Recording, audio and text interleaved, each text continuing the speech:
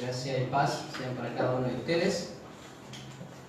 Gracias a nuestro Señor, Él nos da siempre motivos de alabanza, ¿no? Siempre motivos de poder exaltar su nombre, engrandecerle por sus maravillas, por lo que Él es, por lo que Él significa para cada uno de nosotros, ¿no? Cuando vamos a las Escrituras y vemos lo grandioso que es nuestro Señor, aquel que dio la vida por nosotros, aquel que entregó todo para que nosotros podamos tenerlo todo en este tiempo.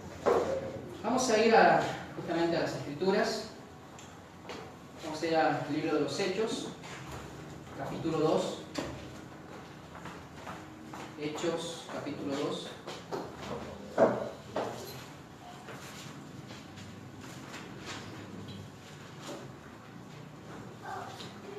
Como habíamos anunciado, tanto este domingo como el domingo próximo, vamos a estar viendo temas diferentes sobre la vida cristiana, en este caso sobre la iglesia, y a partir de agosto vamos a retomar nuevamente con el Evangelio de Juan, la serie que estamos nosotros estudiando ya hace bastante tiempo. Vamos a ir entonces al libro de Hechos, capítulo 2. El título para el mensaje del día de hoy es La iglesia en el temor del Señor. Vamos a estar hablando más que nada sobre tres aspectos o características que la iglesia de sana doctrina tiene que tener y debe tener. Y obviamente, mi hermano, cuando nosotros hablamos de iglesia, no hablamos de este local, ¿no? No estamos hablando del local de cuatro paredes, no, estamos hablando de nosotros, de usted y de mí. Nosotros somos la iglesia de Cristo, el cuerpo de Cristo. Entonces, cada vez que nosotros nos referimos a la iglesia, nos estamos refiriendo a nosotros mismos, ¿sí? Tenemos que tener siempre bien presente esa idea. Y para poder entender mejor lo que es estos textos que vamos a leer nosotros, versículo 42 al 43, antes de eso vamos a retomar unos pasajes antes. Ya en el capítulo 1, el Señor va a estar ascendiendo a los cielos. Pero el Señor le va a estar diciendo a los apóstoles y a los discípulos que estaban con el Señor antes de que Él se fuera, que lo esperaran. Porque Él en un determinado momento iba a mandar la promesa que es el Espíritu Santo. Entonces nosotros vemos en el capítulo 2, ya que los apóstoles, no se menciona específicamente la cantidad, pero sí, nosotros creemos que son los 12 apóstoles ya con Matías, el sucesor de Judas Iscariote, y ellos estaban en un lugar cerca del templo y estaban orando.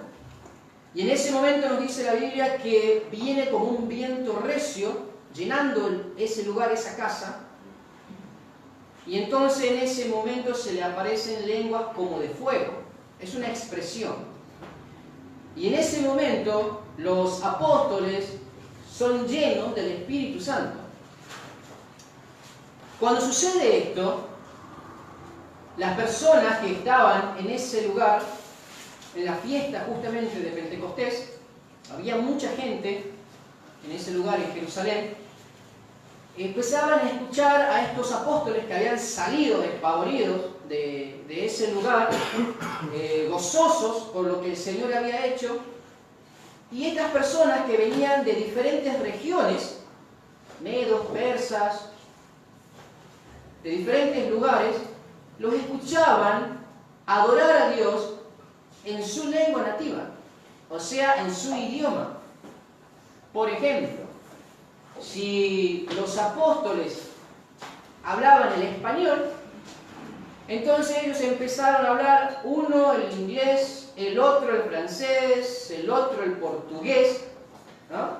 Entonces en diferentes clases de idioma. No dice otra clase de lengua, es idioma, ya que las personas que estaban ahí empiezan a escucharlo en sus propios idiomas. Y ellos dicen, pero ¿cómo si estos son galileos? ¿Cómo les podemos escuchar hablar en nuestras propias lenguas? ¿No? Entonces, ¿qué sucede? Algunos de ahí se burlaban y dicen, esto están ebrios. Eso le da lugar al apóstol Pedro y a los demás a poder anunciar el Evangelio. Y nosotros en el capítulo 2 empezamos a ver el discurso de Pedro ya en el versículo 14 en adelante. Pedro va a estar hablando justamente de Cristo. Va a estar anunciando a Cristo, que ya desde las Escrituras, obviamente en ese momento ellos no tenían, como nosotros, ya completo, ¿sí?, el canon cerrado, sino que ellos tenían solamente el Antiguo Testamento. Y Pedro les predica desde el Antiguo Testamento, ya de las profecías que se tenían que cumplir en el Mesías, quien era Cristo. Entonces Pedro empieza a dar el discurso, empieza a hablar del Mesías, empieza a hablar lo que él hizo y cómo los judíos lo habían crucificado, pero que todo esto ya estaba en el plan de Dios, ¿no? A lo que, llegando ya a casi los últimos versículos del capítulo 2, versículo 39, por ejemplo, ya cuando Pedro va finalizando este discurso, nosotros encontramos versículo 39, dice así la palabra del Señor: porque para vosotros es la promesa, y para vuestros hijos, y para todos los que están lejos, para cuantos el Señor nuestro Dios llamare. Y con otras muchas palabras testificaba y les exhortaba diciendo: sed salvos de esta perversa generación. Una vez que Pedro termina el discurso, termina de mostrar el Evangelio a estas personas, sigue el pasaje, versículo 41, así que los que recibieron su palabra fueron bautizados y se añadieron aquel día como 3.000 personas. ¿Qué sucede? Había, dice, como 3.000 personas, a lo mejor había mucho más todavía, ¿no? Pero de entre todos esos, como 3.000 personas reciben la palabra que Pedro había dado. Y recibir la palabra es creer en el Evangelio, es arrepentirse de sus pecados, porque justamente Pedro les habla de eso, de arrepentir. Versículo 38 dice Pedro: arrepentíos, dice, y bautícese cada uno de vosotros. Entonces ellos se arrepienten, reciben el mensaje, son salvos, se bautizan y son añadidos aquel día como 3.000 personas. Ahora, ¿a dónde son añadidos? Bueno, son añadidos justamente al cuerpo de los discípulos que estaban con los apóstoles. Y en este caso serían ¿quiénes? La iglesia, ¿sí? Vemos nosotros cómo la iglesia hace una manifestación pública y se añaden en ese día como 3.000 personas. Uno diría, tantas personas y en un día, y que se nos haya bautizado a todos. Bueno, algunos dicen que es algo metafórico, pero no es así. No es metafórico, es algo literal. 3.000 personas fueron bautizados por agua en ese día y se añadieron al cuerpo de la iglesia, en este caso a la congregación, ¿sí?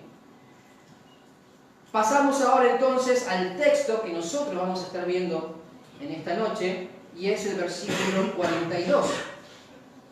El versículo 42 dice: y perseveraban. ¿Quiénes perseveraban? Los que habían recibido la palabra, se habían bautizado y habían sido añadidos a la iglesia. Estas personas, ¿qué hacían? Perseveraban en la doctrina de los apóstoles, en la comunión unos con otros, en el partimiento del pan y en las oraciones. ¿Qué trajo esto que ellos estaban haciendo? Versículo 43. Y sobrevino temor a toda persona, y muchas maravillas y señales eran hechas por los apóstoles. Vamos a hablar. Mi amado y bendito Dios, Padre, qué privilegio es poder leer de tu palabra, Señor. Que cada uno de nosotros, al llegar a ella, Señor, nos deleitemos. Padre, gracias te damos por esa oportunidad que tú nos das de poder tener este libro, Señor. De poder abrirlo y a través de tu Espíritu Santo poder entenderlo, Señor. Padre, tú no nos has llenado con sabiduría humana, sino que nos has dado de tu Espíritu, oh bendito Dios, para que nosotros podamos conocer esas verdades ocultas, esos misterios, Señor, que nadie puede conocer sino por el Espíritu Santo. Y en esta noche, mi bendito Padre, te rogamos, Señor, que tú nos muestres, que tú nos guíes, que tu Espíritu nos hable en esta noche. Padre, y si en algo, Señor, tú quieres hablarnos, yo te ruego y te imploro, mi amado Dios, háblanos, Señor. Obra en cada uno de nosotros. Que nuestro corazón esté predispuesto a recibir tu palabra, Señor. Más allá de cualquier pensamiento, más allá de cualquier idea, Dios, que podamos escucharte a ti. Tanto yo como la congregación. Como cada uno, Señor, de nosotros. Podamos, bendito Padre, ser bendecidos por tu palabra. En el nombre de Jesús, guíanos, Señor. Amén. Entonces, como habíamos dicho, vemos un resurgir, o mejor dicho, una manifestación, no un comienzo, sino una manifestación de la iglesia. ¿Por qué una manifestación? Porque la iglesia no empieza en el Pentecostés, como también algunos quizás puedan llegar a pensar. La iglesia ya existía desde antes. Pero en este momento podemos ver nosotros una manifestación ante la sociedad, ante el hombre. Y el versículo 42 es un versículo que debemos tenerlo muy bien presente para cada uno y sobre todo como iglesia. Este versículo nos habla del fundamento que tiene que tener la iglesia de Cristo. Si hay alguna congregación que profesa ser cristiana, pero no tiene estos fundamentos, tal congregación solamente es cristiana de labios. Y estos fundamentos, principios, características o aspectos que nosotros podemos ver en este versículo 42 es, número 1, ellos podían vivir en el temor del Señor como iglesia porque ellos perseveraban en la doctrina de los apóstoles. Número 1, ellos perseveraban, y esta palabra perseverar es ser constantes, ser diligentes, ser vigilantes. Y nos habla de quién? De la doctrina de los apóstoles, como nos dice el versículo 42, número 1. Y eso es lo que vamos a estar desarrollando en este momento. Ahora, ¿qué significa la doctrina de los apóstoles? Bueno, antes de eso vamos a ir a Mateo capítulo 28.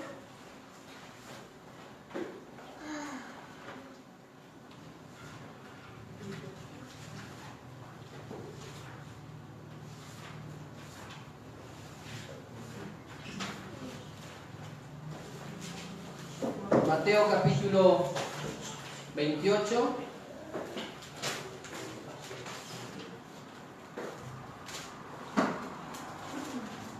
Versículo 19 en adelante, ya el Señor en su despedida con los discípulos, versículo 18 dice, capítulo 28, versículo 18 del Evangelio de Mateo nos dice así: y Jesús se acercó y les habló diciendo: toda potestad me es dada en el cielo y en la tierra. Por tanto, id y haced discípulos a todas las naciones, bautizándolos en el nombre del Padre y del Hijo y del Espíritu Santo, enseñándoles que guarden todas las cosas que os he mandado. Y he aquí, yo estoy con vosotros todos los días hasta el fin del mundo. Entonces, el mandamiento que el Señor Jesús le va a estar dando a los apóstoles es que ellos salieran, que llevaran sus palabras, y dice, vayan y hagan discípulos. Ahora, al hacer los discípulos, justamente, estas personas que iban a ser discípulos de Cristo primero tenían que recibir la palabra, ¿no? Los apóstoles iban, les predicaban la palabra, les mostraban el Evangelio de Cristo. Estas personas recibían la palabra, como ya vimos también, creyeron en el Evangelio, y entonces ¿qué? Son convertidos y pertenecen a la iglesia universal, al cuerpo de Cristo, iglesia espiritual. Todos aquellos que nacieron de nuevo pertenecen a la iglesia invisible, ¿no? Que es universal, que está en todo el mundo. ¿Por qué? Porque hay cristianos nacidos de nuevo por todo el mundo. Y todos formamos el cuerpo de Cristo. Todos formamos la iglesia de Cristo. ¿Se entiende? Pero el Señor sigue. Y el Señor dice, bautizándoles en el nombre del Padre, del Hijo y del Espíritu Santo. Este bautismo es justamente por agua. Es una inmersión. La persona debe ser sumergida por completo en agua. Es un mandato del Señor Jesús. Se le llama una de las ordenanzas. La otra es la Cena del Señor, que son mandatos, ordenanzas de nuestro Señor Jesucristo. Y por ende, número uno, la persona recibe a Cristo, o mejor dicho, la persona cree en Cristo, nace espiritualmente, es regenerada, pasa a ser de la iglesia de Cristo, visible, universal, pero ahora necesita el bautismo físico por agua. ¿Para qué? No solamente porque es un mandato del Señor, como vimos, Mateo 28 y 19 en adelante, sino que a través de ese bautismo, que es una representación, simbolismo, como nos habla Romanos capítulo 6, de que una vez Cristo vino a nosotros y nos salvó. Nosotros morimos al mundo con Cristo, fue justamente crucificado, dice Gálatas capítulo 5, capítulo 2, versículo 20, y ya no vivo yo. Entonces, como nos habla Romanos capítulo 6, Cristo murió, entonces nosotros morimos, ¿no? Somos sepultados, y esto quiere decir bautizados, ¿no? Completamente.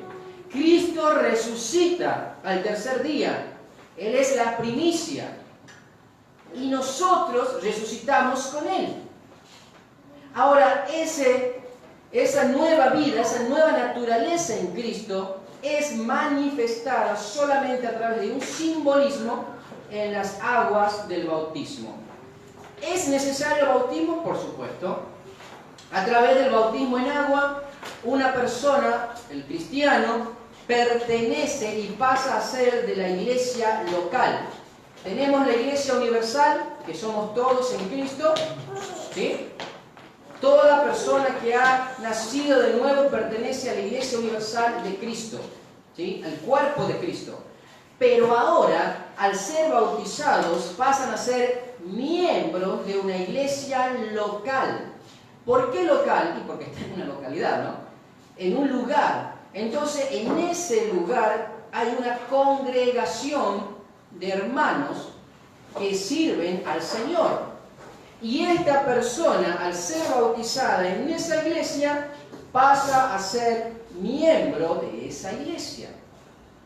Entonces, esa persona ahora pertenece a una congregación, como nosotros podemos ver en Hechos, como leíamos recién. Recibieron su palabra, número uno, Número 2, ¿qué hicieron? Fueron bautizados, nos dice el versículo 41. Y número 3, se añadieron. Y es interesante esa palabra añadirse, porque nos está hablando justamente de eso, ¿no? Ahora pertenecen, pasan a pertenecer a ese grupo, a esa congregación de los 120, que eran justamente 120 que habían despedido al Señor cuando el Señor se va, ¿no? Y ahora ya no eran 120, ahora habían sido ¿cuánto? 3.000 más, que se añaden a esos 120. Por eso, mis hermanos, nosotros entendiendo esta idea, ahora sí, una vez que estas personas se añaden a la congregación, ahora sí dice, versículo 42, y perseveraban. Y perseveraban. Y eran constantes. Ya ellos tenían todo lo necesario, ¿sí?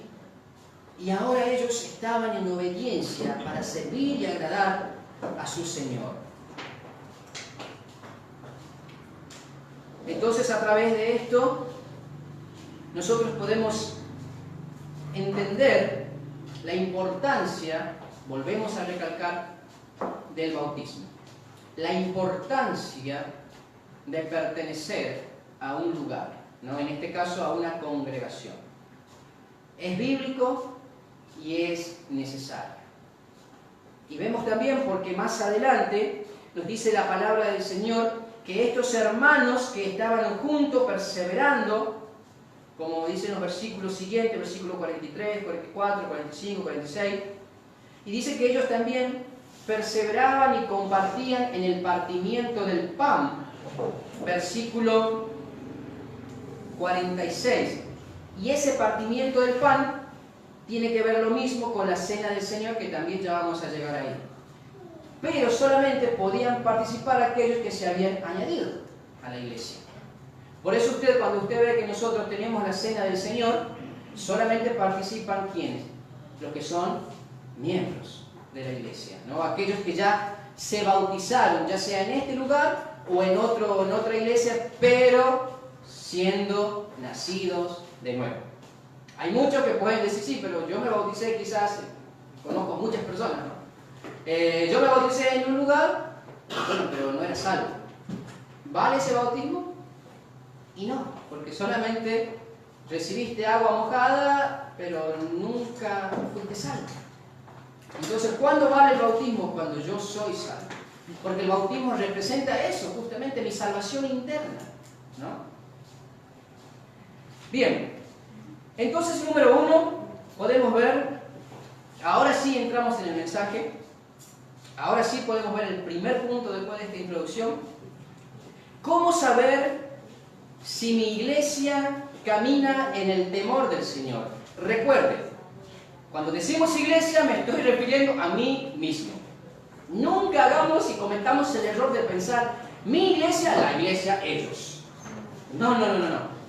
Cuando yo hablo de la iglesia, no estoy hablando de ellos. ¿Estoy hablando de quién? De mí. ¿Se entiende? Bien. Entonces, ¿cómo saber si mi iglesia camina en el temor del Señor? Bueno, justamente este pasaje, mi querido, nos muestra muy claramente cómo saber. Número 1, ya dijimos, perseverar en la doctrina de los apóstoles. Y esto es algo que tenemos que tener mucho cuidado y ser muy atento, estar muy atento. ¿Qué sería la doctrina de los apóstoles? Bueno, leímos Mateo capítulo 28, versículo 19, son las enseñanzas de Cristo. Jesús dice en el versículo 20 del capítulo 28 de Mateo, enseñándoles todas las cosas que os he mandado. Entonces, ¿qué tenían que hacer los discípulos? No solamente tenían que testificarle, compartirle el evangelio de salvación, sino también que enseñarles. a guardar ¿qué? Todas las cosas que el Señor Jesús había mandado. Y nosotros, en el Evangelio de Juan, quizás pudimos ver algunas, ¿no? En los Evangelios sinópticos, por ejemplo, encontramos más todavía enseñanzas de vida cristiana, de cómo vivir, moralmente también podríamos decir. Entonces el Señor nos muestra la importancia de perseverar en la doctrina de los apóstoles, que significa las enseñanzas del Señor Jesús dada a los apóstoles.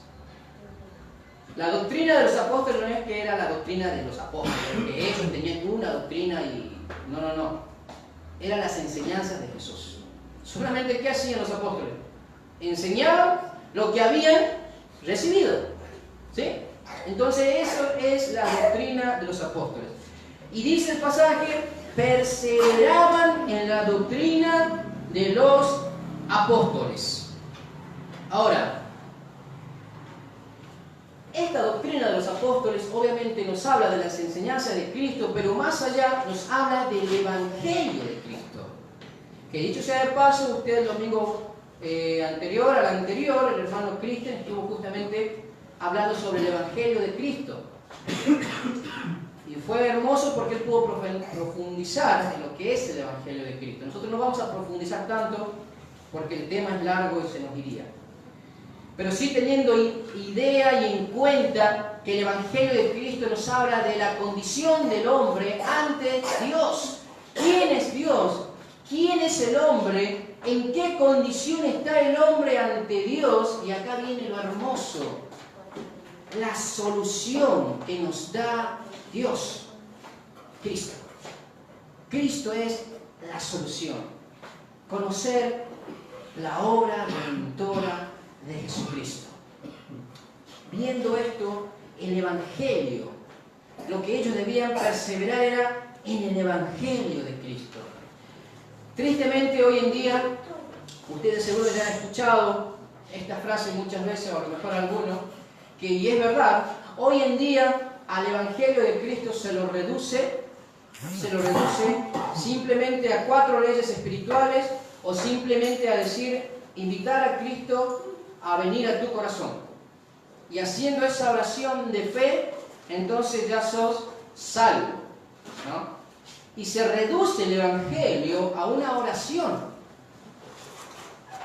Y muchas veces lo importante es hacer la oración y ya está. Y es como, por ejemplo, nosotros ahora en este momento, yo les digo, cierren los ojos y yo les invito a que usted reciba a Cristo. Entonces yo le digo, repita conmigo esta oración. Y si usted quiere recibir a Cristo, repita la oración. Entonces yo voy haciendo la oración. Y usted va repitiendo. Capaz que no entiende nada, pero usted repite. Y termina de orar, y yo le pregunto, ¿quién de ustedes hizo la oración? Levante la mano. Entonces empiezan a levantar, 1, 2, 3, 4, 5, 6, todos hicieron la oración. Entonces, ¿qué pasa ahí, hermano? Esa persona que está haciendo eso, le va a decir a esos que levantaron la mano, Dios te bendiga, ahora eres salvo, porque hiciste la oración. Y esa persona que hizo la oración va a creer que es salvo porque hizo la oración. Y reduce el Evangelio de Cristo a unas palabras. Ahora, con esto no digo que eso no es algo que funcione, porque, por ejemplo, yo vine al camino del Señor de esa manera, ¿no? Pero ¿cuál es el problema? El problema es que, aunque algo funcione, no signifique que es correcto. Porque en el Evangelio nosotros, en la palabra del Señor, vemos esto: arrepentíos y creed en el Evangelio. Y si nosotros creemos, no significa creer en ese momento y ya está. No. Este creer en el Evangelio es algo continuo. El Evangelio de Cristo debe ser algo continuo en mi vida. No solamente un día hice la oración y ya soy salvo. No. Ese día yo reconocí que soy pecador y creí en Cristo, en mi Salvador. Y yo sé que Él me salvó no porque haya hecho una oración, sino porque creí en el Evangelio. Y ahora ese Evangelio debe ser vivido en mi vida todo el tiempo. Por eso dice la palabra, perseveraban en la doctrina. Constantemente el Evangelio de Cristo era manifestado en sus vidas. Ahora, Mateo capítulo 14,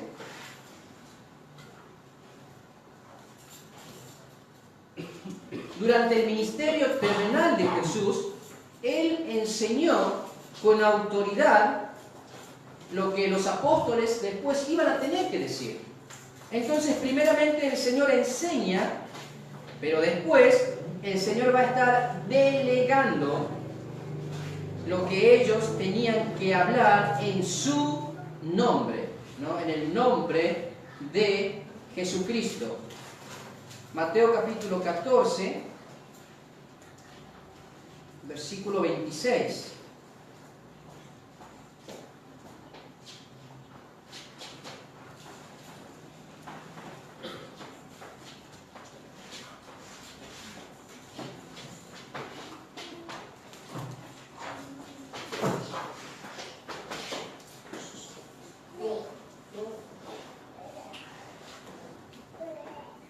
Bueno, no es el versículo.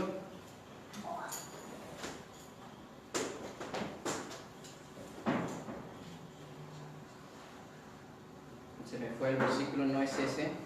La idea es que el Señor Jesús les enseña justamente a los apóstoles lo que ellos debían decir después. Bueno, Juan capítulo 17. Juan capítulo 17, cuando el Señor está haciendo esta oración bellísima al Padre, el Señor va a estar hablando justamente de lo que Él hizo, de lo que Él había recibido del Padre y de lo que Él hizo, ¿no? Dice versículo 6, he manifestado tu nombre a los hombres que del mundo me diste, tuyos eran y me los diste, y han guardado tu palabra. Ahora han conocido que todas las cosas que me has dado proceden de ti. Ahora, ¿qué dice el Señor? Bueno, yo les he mostrado, les he enseñado todo lo que tú, oh Padre, me dijiste que les dijera. Ahora ellos, ¿qué han hecho con todo eso? Han guardado. Guardar su palabra nos está hablando no algo de atesorarla y de dejarla en el rincón, sino de practicarla, ¿no? Y aquellos que guardaron su palabra, justamente los apóstoles que habían recibido las enseñanzas del Señor durante 3 años, un poco más, ahora ellos tenían que vertirlo ante la iglesia. Los apóstoles tenían esta misión de poder mostrar las enseñanzas del Señor Jesús. Y estas personas que perseveraban en la doctrina escuchaban atentamente las enseñanzas que daban los apóstoles del Señor Jesús, ¿no? Ahora la frase esta importante que dice que ellos perseveraban, también nos habla de dedicar tiempo y prestaban atención a lo que los apóstoles enseñaban. Mi querido hermano, no solamente es perseverar en el sentido de ser constante, sino también de prestar atención, ¿no? De prestar atención, de dedicarle tiempo a la doctrina. Efesios capítulo 2, versículo 20. Efesios capítulo 2, versículo 20.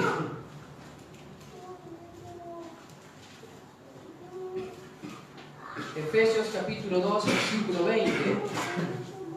Nos dice la palabra del Señor, el apóstol Pablo hablando a la iglesia de Éfeso,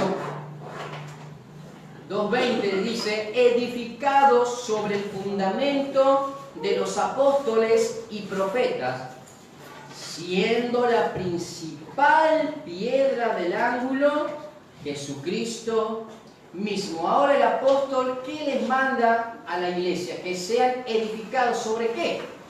sobre el fundamento de los apóstoles. Y nosotros ya dijimos qué son ese fundamento. Es que las enseñanzas del Señor Jesús. Y más abajo el apóstol dice, siendo la principal piedra del ángulo, ¿quién? Jesucristo. ¿Qué quiere decir esto? Él es la piedra angular, Él es la base, donde todo es construido, ¿no? Él es el pilar de la fe, de la doctrina. En Él habita toda la plenitud, pero también toda la enseñanza.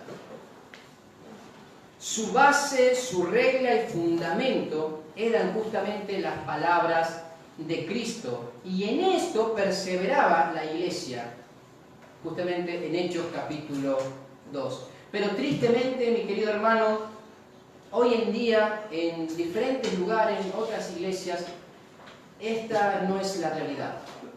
Porque lamentablemente, no solamente se ha reducido el Evangelio de Cristo a oraciones, sino que también se ha reducido el Evangelio de Cristo a conveniencia.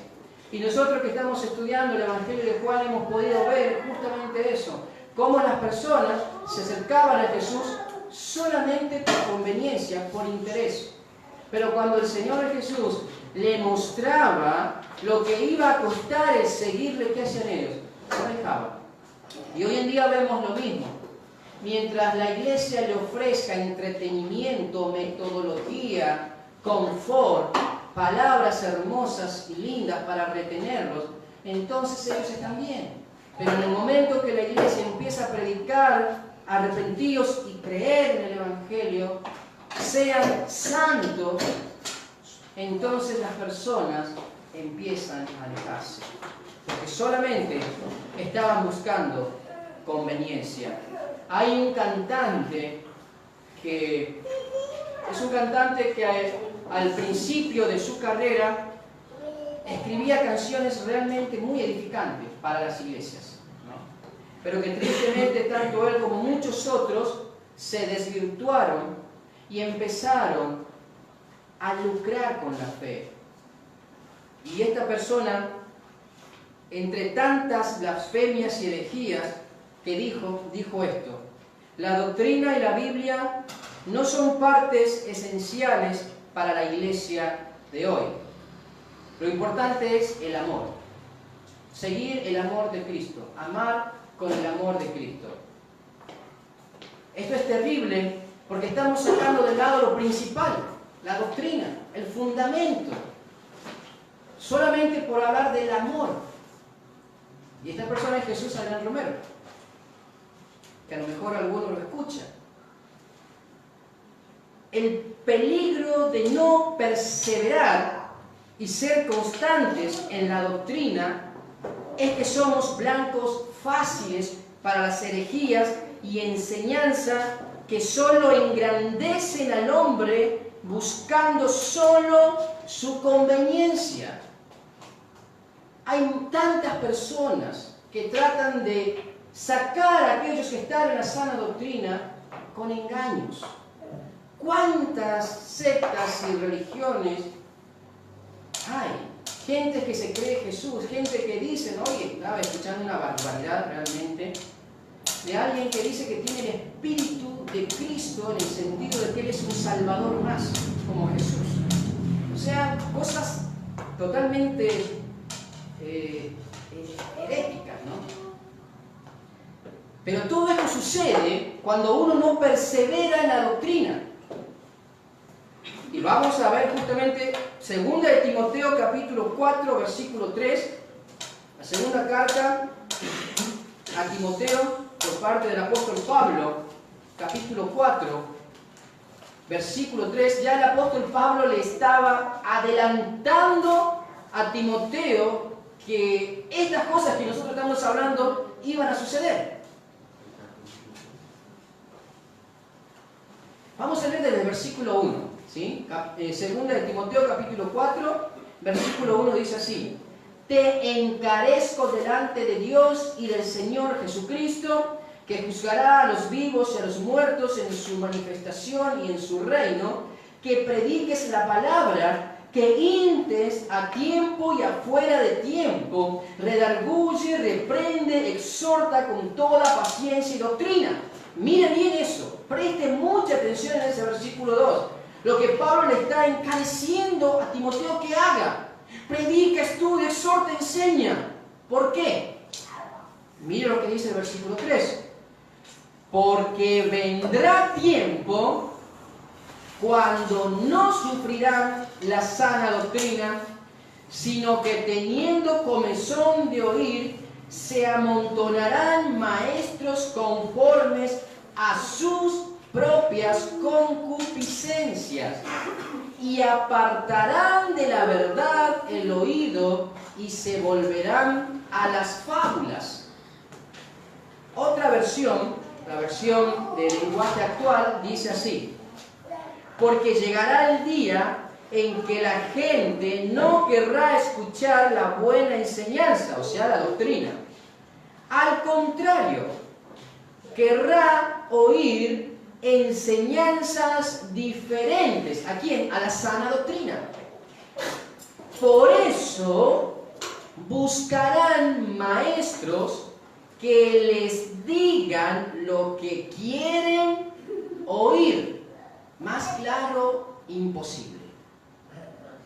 Estas personas se van a hartar del Evangelio. No, dice, no sufrirán la sana doctrina. Y cuando dice, la palabra cuando dice no sufrirán, quiere decir que no se mantendrán firmes en la doctrina. Entonces, al no mantenerse firmes, ¿qué van a hacer? Se van a dejar engañar. Y Pablo también habla diciendo como llevados, niños fluctuantes llevados por estratagemas, y dice como las ondas del mar llevando de un lado para el otro, de un lado para el otro. Entonces, esto sucede con aquellas personas que no están firmes ni constantes en la doctrina de Cristo, en las enseñanzas de Jesús. Por eso es importante, mi hermano, perseverar en la doctrina. Porque a uno que diga, no, pero a mí no me va a pasar, puede. Si usted no está firme, si usted no está firme en la fe, puede pasar. William Hendrickson nos habla sobre estos hermanos de Hechos capítulo 2 y mire esto, lo que él dice. Nótese, dice, el doble significado del término enseñanza. Recuerde que hacían estos hermanos, perseveraban en la doctrina de los apóstoles, y dijimos que eso significa enseñanza, ¿sí? ¿De quién? De Jesús. Bien, entonces dice, nótese el doble significado del término enseñanza, y preste mucha atención en esto. En un sentido amplio de la palabra, se refiere a las buenas nuevas de salvación, ¿no? De todo lo que Jesús dijo e hizo, en un sentido. Y en un sentido restringido, los apóstoles fueron ocupados en el trabajo de enseñar un evangelio oral a los convertidos. ¿Cómo es esto? Le enseñaban un evangelio, el evangelio, ¿a quiénes? A los convertidos. Si ya están convertidos, ¿por qué les enseñan el evangelio? Si comúnmente, ¿qué decimos nosotros? El evangelio es la salvación, ¿no? Las buenas obras y ya está. No. Y ahí es el error. El evangelio debe ser enseñado todo el tiempo. Todo el tiempo nosotros debemos hablar de qué? De la condición del hombre. ¿En qué condición estamos para con Dios? Pero también quién es Cristo y lo que Él hizo por nosotros. Lo que Él hace hoy en día por nosotros. Primero de Juan capítulo 1 dice que abogado tenemos para con el Padre. ¿Quién? A Cristo.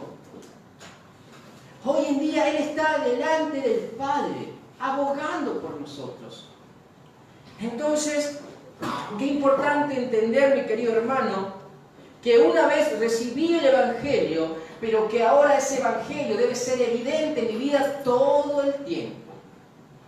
Yo debo vivir el Evangelio todo el tiempo. No solamente en ese momento que hubo una conversión en mi vida, sino todo el tiempo. No solo escuchaban y aprendían, sino que se ocupaban de practicar dichas enseñanzas. Salmo 119, 105, dice la palabra: lámpara es a mis pies tu palabra y lumbrera a mi camino.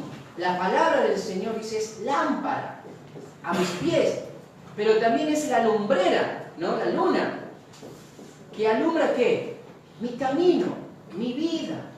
Cuando la palabra del Señor toma eso, esa realidad, esa esfera en mí, entonces yo puedo caminar siempre seguro en el Señor, porque puedo descansar en ella. Pero para eso, ¿qué debo hacer? Perseverar en la doctrina, en la enseñanza del Señor Jesucristo.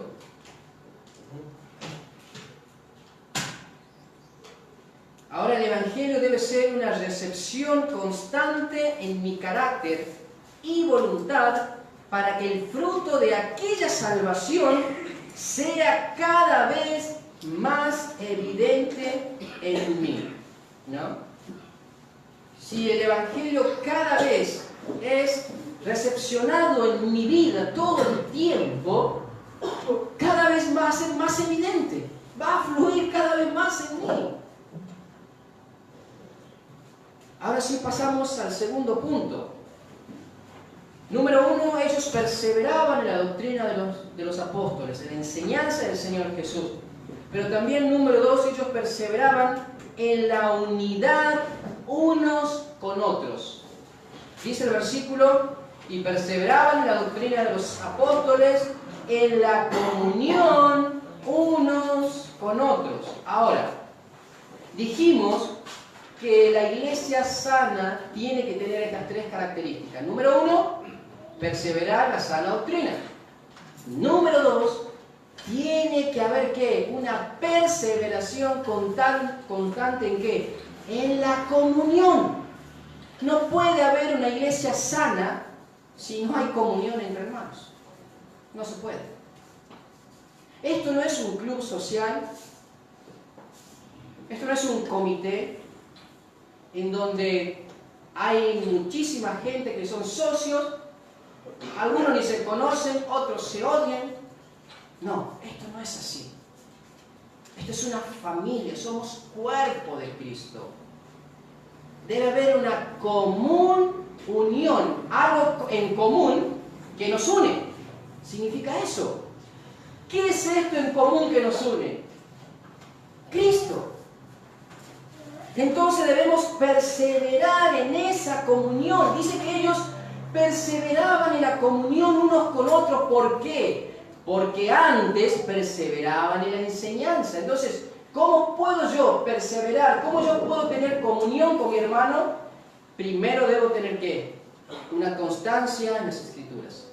Conocer las Escrituras. Conocer cada día más de Cristo y de mí en las Escrituras. Porque ella me muestra a mí, ya lo dijimos en alguna vez, ella nos refleja quiénes somos nosotros. Entonces en ese momento nosotros podemos tener comunión unos con otros. Y vea la consecuencia de tener comunión uno con otro, versículos 44 y 46. Ahí nomás de Hechos. Dice así: todos los que habían creído estaban juntos y tenían en común todas las cosas, no algunas, todas las cosas, y vendían sus propiedades y sus bienes y los repartían a todos según la necesidad de cada uno. Y mira el versículo 46, y perseverando, otra vez la palabra perseverar, y perseverando, ¿cómo? ¿Cómo perseveraban? ¿Cada uno por su lado? Unánime, mi querido hermano, cada día, ¿a dónde? En el templo, y partiendo el pan en las casas, comían juntos con alegría y sencillez de corazón. Mire lo que produce cuando uno persevera primero en la doctrina. Y cuando uno deja que esa perseverancia en la doctrina, la enseñanza de Cristo fluya en nuestras vidas, podemos perseverar en la comunión. ¿Saben por qué? ¿Saben por qué? Porque el Señor nos dejó ejemplo de eso. Ahora, si nosotros perseveramos y creemos en las enseñanzas del Señor Jesús, inevitablemente creceremos y afianzaremos nuestra unión entre hermanos, ya que uno de los mandatos del Señor era el amor por los demás. Cristo nunca vino a predicar un evangelio individual. La salvación es individual, pero el evangelio es algo diferente, ¿no? Tenemos que vivir esa comunión. Vamos a Gálatas capítulo 6, versículo 2. Gálatas capítulo 6, versículo 2. Qué grande es, qué precioso es nuestro Señor, que cuando empezamos a conocer cada vez más de Él, podemos asombrarnos más de nuestro amado Señor. Capítulo 6, versículo 2 del libro de Gálatas, a los Gálatas. Dice así: sobrellevad los unos las cargas de los otros y cumplid así que la ley de Cristo. Ahora, ¿cuál es esa ley de Cristo? ¿Cuál es la ley de Cristo? Bueno, Juan capítulo 13, vamos a ver cuál es esa ley de Cristo. Juan capítulo 13, nosotros ya lo hemos estudiado. Juan capítulo 13, versículo 34 al 35. Capítulo 13, versículo 34 al 35 del Evangelio de Juan. Nos dice así. 34 al 35. Un mandamiento nuevo os doy. Ahí está la ley. Que os améis unos a otros como yo os he amado, que también os améis unos a otros. En esto conocerán todos que sois mis discípulos, si tuviereis amor los unos con los otros. Mi hermano, no sé si leyó esta parte. Versículo 35. En esto conocerán todos que sois mis discípulos. Cuidado. ¿Cómo yo sé que usted es un discípulo de Cristo? ¿Cómo yo sé que usted nació de nuevo? ¿Cómo yo sé que usted pertenece a la iglesia de Cristo? Acá lo dice. Si tienen amor los unos por los otros. Y en esto conocerán. Si tienen amor los unos con los otros. Mire si no es importante perseverar en la comunión. Buscar cada día esa comunión. Alguien dijo, la iglesia es solo lo que debe ser cuando es una compañía de hermanos unidos en el amor de nuestro Padre. Es lo que debe ser. ¿Pero cuándo? Cuando es una compañía de hermanos unidos, no dispersados, ¿no? Sino unidos en el amor del Padre. Mi hermano, hay tanto para hablar sobre la comunión. Primera de Juan capítulo 3, versículo 10. Primera de Juan capítulo 3, versículo 10. Tengo un poco de paciencia, pero esto es muy importante que lo tengamos bien presente. Primera de Juan capítulo 3, versículo 10. Dice así: en esto se manifiestan los hijos de Dios y los hijos del diablo. Todo aquel que no hace justicia y que no ama a su hermano, no es de Dios. Yo no puedo hacer justicia si no amo a mi hermano. Y hacer justicia está hablando justamente de ¿quién? De la justicia de Cristo. Capítulo 4. Ahí nomás, capítulo 4, versículo 9. Capítulo 4, versículo 9. En esto se mostró el amor de Dios para con nosotros, en que Dios envió a su Hijo unigénito al mundo para que vivamos por Él. Dios nos muestra su amor en que mandó a su Hijo a morir por nosotros. Versículo 11. Amados, si Dios nos ha amado así, de esa manera, debemos también nosotros amarnos unos a otros. Versículo 11 entonces nos habla sobre la importancia de poder amarnos los unos con los otros. El amor de Cristo nos lleva a buscar la comunión y crecer en ella. Escuche bien, el amor de Cristo nos debe llevar a buscar la comunión y crecer en ella. Pero en cambio, escuche bien, la astucia y odio de Satanás solo busca dividir y enfermar a la iglesia. Es terrible. Mire la contradicción que hay. Cristo busca ¿qué? La unión cada vez más. Satanás busca la división, porque odia a la iglesia. Segunda de Corintios, capítulo 2, versículo 11. Segunda carta a los Corintios, capítulo 2, versículo 11. Pablo justamente nos enseña esa verdad, ese misterio. Segunda de Corintios capítulo 2, versículo 11, había sucedido una situación donde un hermano había cometido un tremendo pecado y este hermano había sido como excomulgado, podríamos decirlo, sacado fuera de la iglesia, como que se lo había entregado a Satanás. En 1 de Corintios nos habla de eso. ¿Qué quiere decir eso?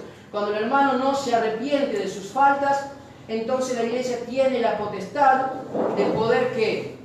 Echarlo a Satanás. ¿Qué quiere decir eso? Quitarle la comunión. Y esa persona es entregada a Satanás. Ahora esa persona se arrepintió. Capítulo en 2 de Corintios, esta persona se arrepiente. Entonces el apóstol Pablo va a decir, bueno, como él se arrepintió, ¿qué deben hacer ustedes? Perdonarle, recibirle, porque se arrepintió. Y miremos lo que dice. Capítulo 2, versículo 11. Justamente habla de eso, ¿no? El versículo 5 empieza a hablar sobre perdonar al ofensor, a esta persona. Ahora dice versículo 10. Y al que vosotros perdonáis, yo también, porque también yo lo he perdonado. Si algo he perdonado por vosotros, lo he hecho en presencia de Cristo. Y acá viene. Para que Satanás no gane ventaja alguna sobre nosotros, pues no ignoramos sus maquinaciones. Mire a dónde está la palabra o este pasaje de no ignorar las maquinaciones del diablo. ¿A dónde está? En el contexto del perdón, del amor al hermano. Entonces Satanás maquina. La palabra maquinar significa acechar también. Es como un león rugiente que anda buscando a quien devorar. Está al acecho, como nos dice Pedro. Entonces, lo que hace en Corintios, Pablo advierte y muestra esa verdad. Hermanos, debemos perdonar. ¿Por qué? Porque si no lo hacemos, Satanás va a tomar ventaja. Porque no ignoramos sus maquinaciones, dice Pablo. ¿Qué quiere decir eso? Tenemos bien presente que si no hay perdón, entonces Satanás encuentra esa mente como blanco fácil para sus maquinaciones. Mire si no es importante perseverar en la comunión. Pero después también sigue diciendo el pasaje de Hechos capítulo 2, versículo 42. Ellos perseveraban en la comunión unos con otros y en el partimiento del pan. Este partimiento del pan, dijimos, algo muy quizás pasado por alto, muy superficialmente. El partimiento del pan hace referencia no solamente a una comida cotidiana que se juntaba en la iglesia a comer entre ellos, ¿sí? Como el ágape que también le llaman, sino también se refiere a la cena del Señor. Como vemos en el versículo 46, y perseverando unánimes cada día en el templo y partiendo el pan en las casas, ¿no? Hablando de la cena del Señor. Esto es importante entender porque el Señor deja la instrucción de la cena del Señor, y lo podemos ver, por ejemplo, en Lucas, capítulo 22, versículo 19, y también en Primera de Corintios, comúnmente cuando nosotros tocamos estos pasajes cuando damos la cena, ¿no? Pero la cena del Señor es importante. Vamos a ver por qué. Primera de Corintios capítulo 10, versículo 16. ¿Por qué es importante participar en la cena del Señor? ¿Por qué es importante participar en la cena del Señor? Primera de Corintios capítulo 10, versículo 16. Dice: la copa de bendición que bendecimos no es la comunión de la sangre de Cristo. El pan que partimos no es la comunión del cuerpo de Cristo. Siendo uno solo el pan, nosotros, con ser muchos, somos un cuerpo, pues todos participamos de aquel mismo pan. No sé si usted entendió la idea. Al participar de la cena del Señor, también estamos mostrando la comunión de los santos, de la iglesia. Podemos ver viva esa comunión, no solo con Cristo, sino también unos con otros. Por eso es importante también participar de la cena. De más está decirlo, porque también es la cena del Señor, es el pacto que Él establece con la iglesia, donde nos manda también a participar. Y por último, terminando el último punto, llegamos al último punto. Y este punto también, que es importantísimo, primeramente, perseverar en la doctrina. La iglesia debe perseverar en la doctrina. Número 2, debe perseverar en la comunión de los santos. Pero número 3, perseverar en la oración. Una iglesia que no ora es una iglesia que no puede crecer, que no puede marchar. Es necesaria y fundamental la oración entre los hermanos. No solo en nuestros hogares cada uno, sino como congregación. Por eso, mi hermano, es tan importante orar y venir a la reunión de oración.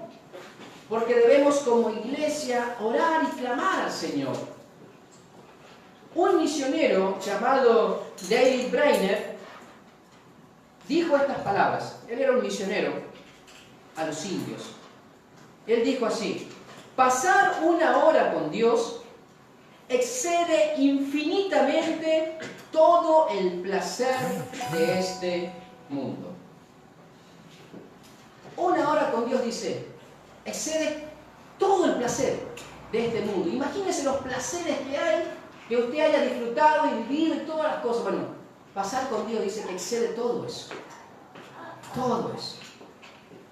Hay otro misionero que en una carta, el misionero Hudson Taylor, él era un misionero a la China, él le escribe una carta a un joven misionero también, diciéndole estas palabras: hermano, este hermano quería ir también a la China, mejor dicho, había ido a la China y que tenía que entrar en, podríamos decir, en una región. Y esa región era impenetrable, porque los misioneros habían intentado entrar muchas veces y no pudieron. Ahora Hudson Taylor le dice: mi hermano, escuche bien, mi hermano, si usted quiere entrar en ese lugar, debe avanzar de rodillas. Y mi hermano, ese debe ser nuestro lema.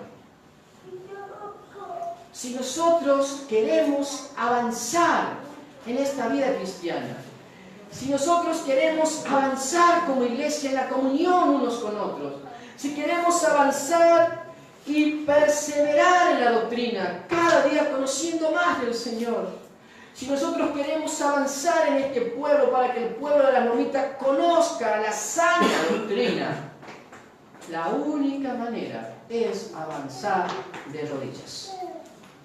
Usted tiene problemas, usted tiene dificultades, usted tiene diferentes situaciones que quizás atormentan su vida.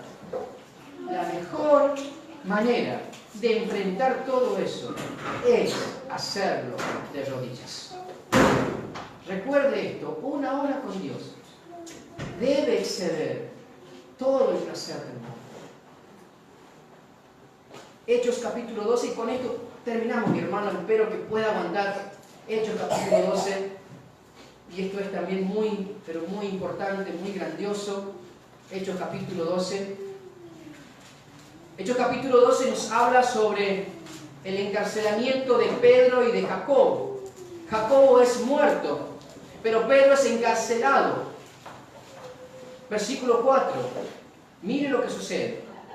Versículo 4. Y habiéndole tomado preso Herodes a Pedro, dice, le puso en la cárcel, entregándole a 4 grupos de 4 soldados cada uno para que le custodiasen, y se proponía sacarle al pueblo después de la Pascua, o sea, al otro día, después que termine la Pascua, lo iba a sacar al pueblo, ¿para qué?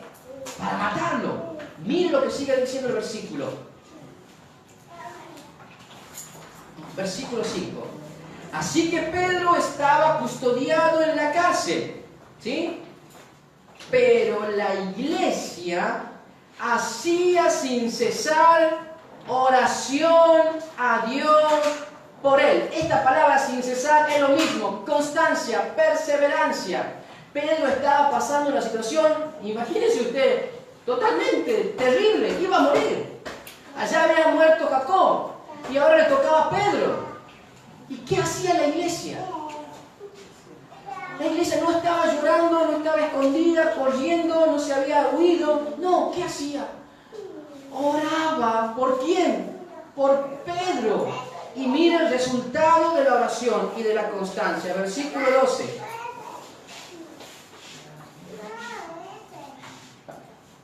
Vamos a leer versículo 11.